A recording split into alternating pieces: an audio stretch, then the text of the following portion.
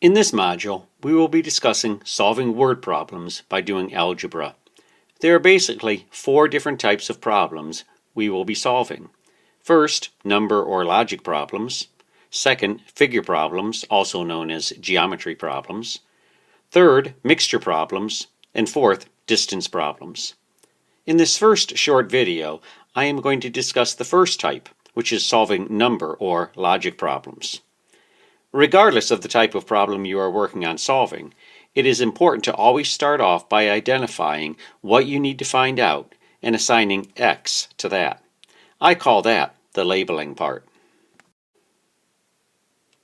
In some problems, there is only one unknown, while in others there may be several unknowns. Even if there is more than one unknown, you will need to assign X to the first unknown and then figure out any of the other unknowns by relating them to X.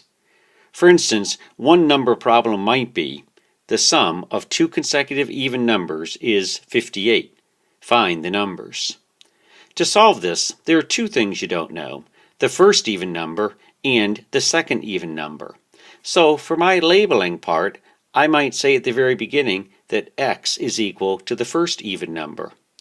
If X is equal to the first even number, the second even number must be X plus 2, because to get from one even number to the next even number, you always have to add 2.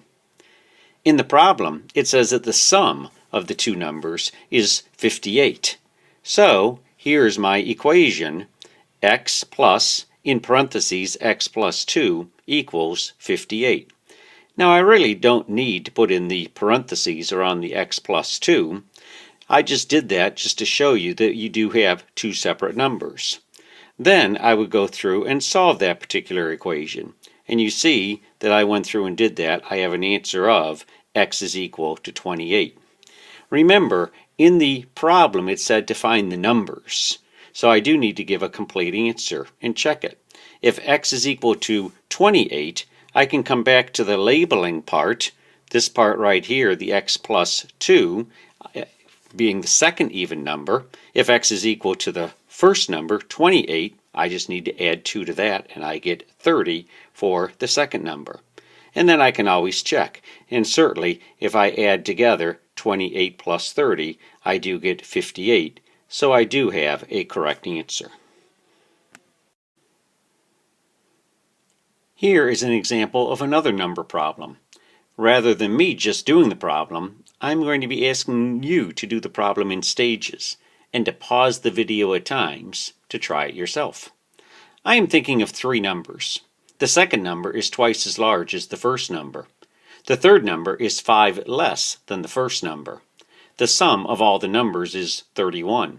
What are the numbers? As I said earlier, it is important to start off your problems by doing the labeling part. So I would like you to pause this video and write down which of the three numbers in the problem you would let X equal, and what the other two numbers in the video would also be in terms of X. When you're done, please start up the video again. Okay, hopefully you have had time to go through and figure out the labeling part of the problem in the way that you would do it. Here's the way that I would do it. I would let X equal the first number.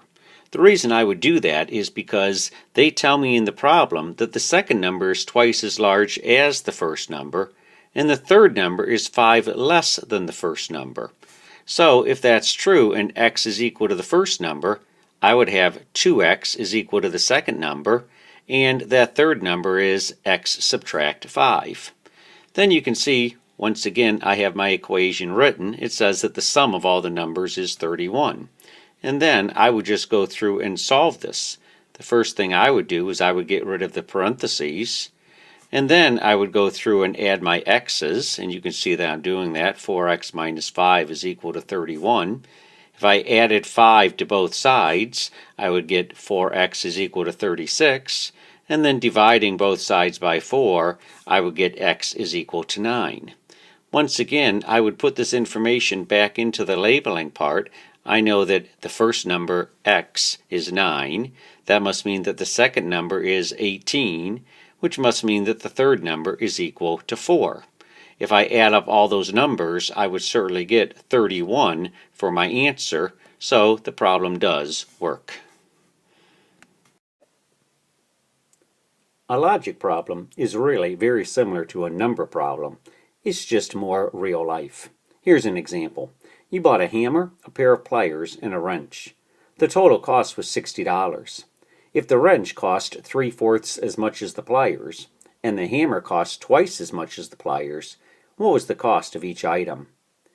Once again, the first step is to identify what you want X to equal.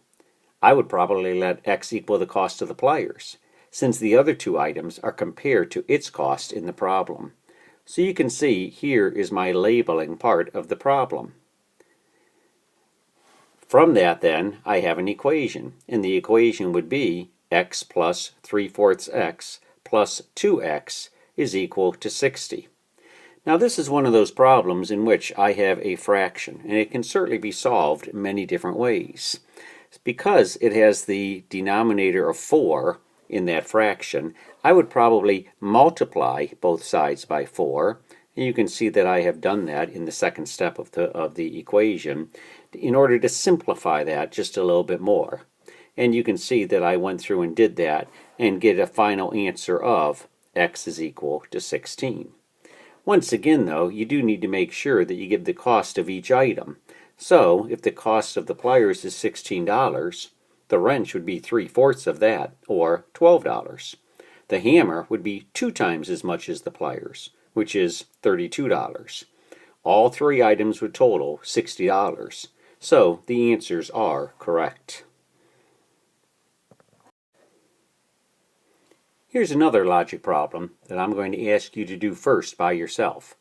Just like the last time, I like you to pause the video while doing the problem, and then start the video again to see how I might do it. Tom spent a total of 4 hours doing homework. He spent twice as much on math as he did on social studies. He spent 30 minutes more time on reading than on social studies. How much time did he spend studying each subject? So go ahead and do your labeling part. Pause this please, and then turn this back on again to see how I might go through it. Once again, you can see my labeling part on this problem. I would let x equal the time spent on social studies, because both the math times and the reading times in the problem are compared to social studies times. So I would let x equal the time spent on social studies. It says that he spent twice as much time on math, so I would have that equal to 2x. And he spent 40 minutes more time on reading than on social studies, so I would have that equal to x plus 40. You can see my equation written there, x plus 2x plus in parentheses x plus 40 equals 240. Remember, because I'm talking about minutes in this problem up here, that 40 minutes, I need to keep everything in the same denomination. So I changed 4 hours to 240 minutes. Then, as I go through and solve this, I would get 4x plus 40 is equal to 240. I would subtract 40 from both sides and get 4x is equal to 200. So now x is equal to 50. So that means that he spent 50 minutes on social studies, 100 minutes on math, and 90 minutes on reading. Once again, adding all those up, I do have 240 minutes. So that is the answer to this particular problem. As I said at the beginning of this video, there are 4 different types of problems for you to consider in this section.